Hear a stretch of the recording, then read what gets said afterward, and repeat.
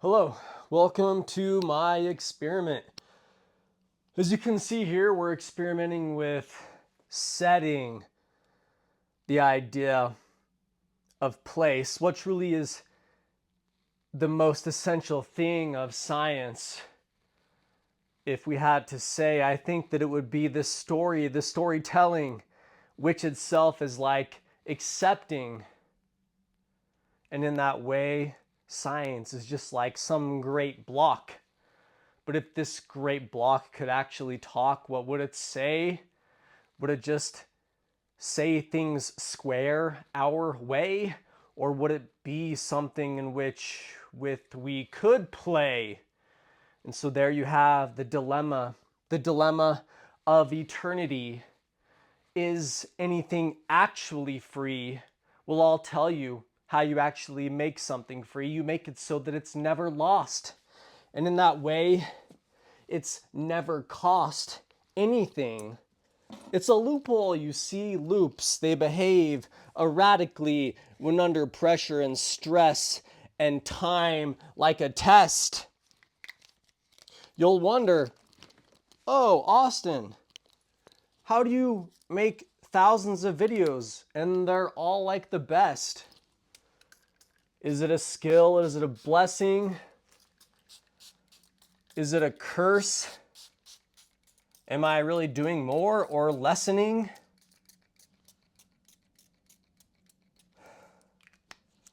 So then, considering those things, what then does science really have to say if we say that the closest that we can get to energy is that if energy itself is lost in no way, then perhaps if we said that we were the energy of the day. But again, with all quantum wormholes and dark, wispy worms, what truly is the best way for this to be heard? Is it in some manner of explanation or the idea of erratification, extrapolation?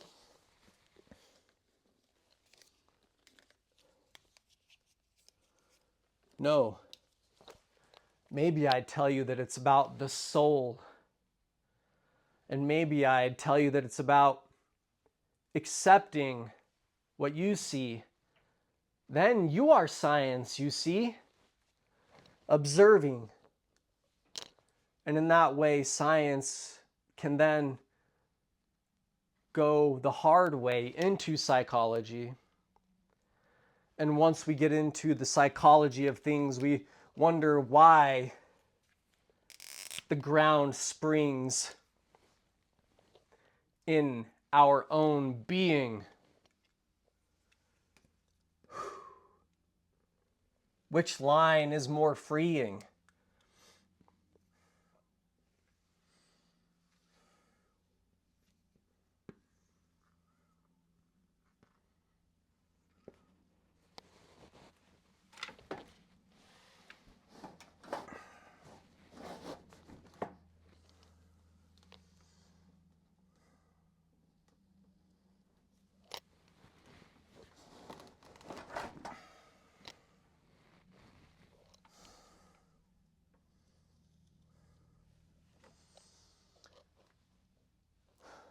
Talk about something.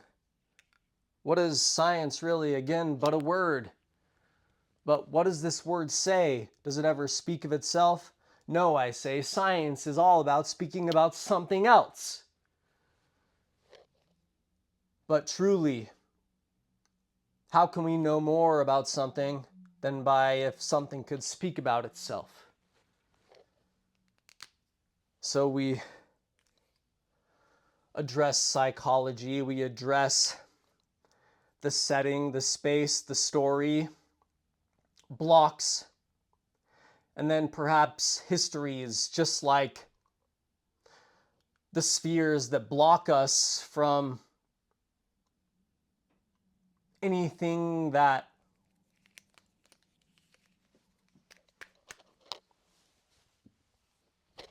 is the idea that we're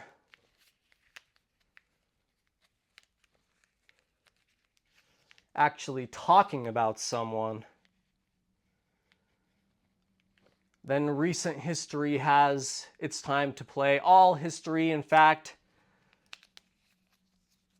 with science being the word of the day, because in fact, what then truly isn't at play? Then do we say that there's one great sphere that may block us in some way? It's everyone's ideas. The idea that there's actually somewhere to be. The idea that there's a plan that you see. Now that we know that science is really planned, and that's why it talks about the things that it can in a way where it's only saying what others truly care. You do, though, have to approach it carefully to really get there. And then you scare nothing, you spook nothing. Nothing is too simple or too complex. Ideas of God and curses and a hex, triangles, marambulas. What other shapes do I know? Perhaps maybe in some way, even a stanza is a shape, though. And then if I say that all things are a plan, all things are planned, that's really what's in science's hand.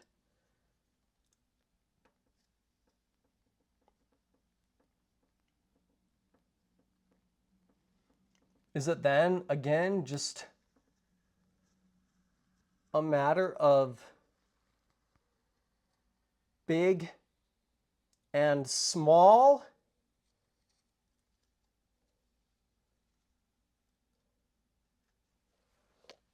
Because the bigger that we say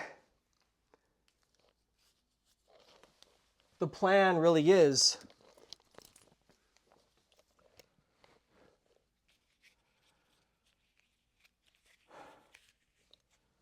is there really not more room for plans?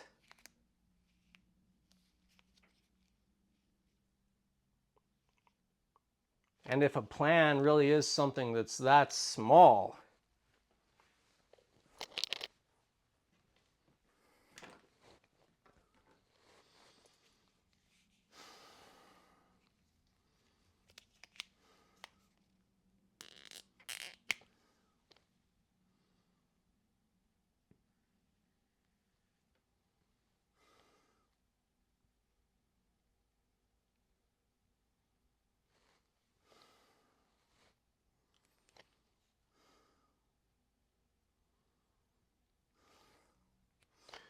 what is it more like? But again, motion after all, as then we can work with a plan, like we hold the truth in our hand.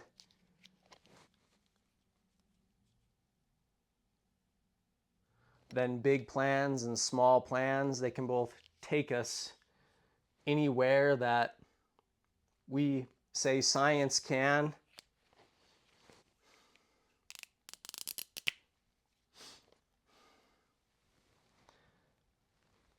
And what more is science, though, than the moon, man?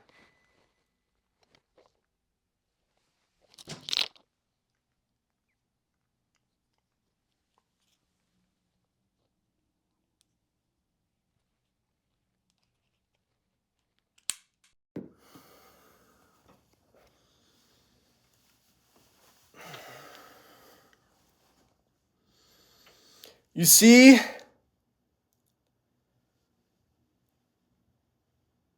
is it order or chaos?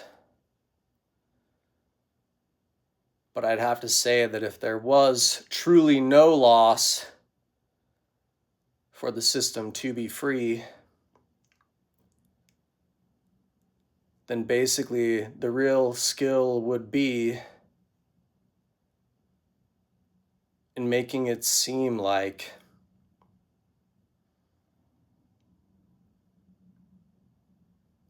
you handled each perfectly.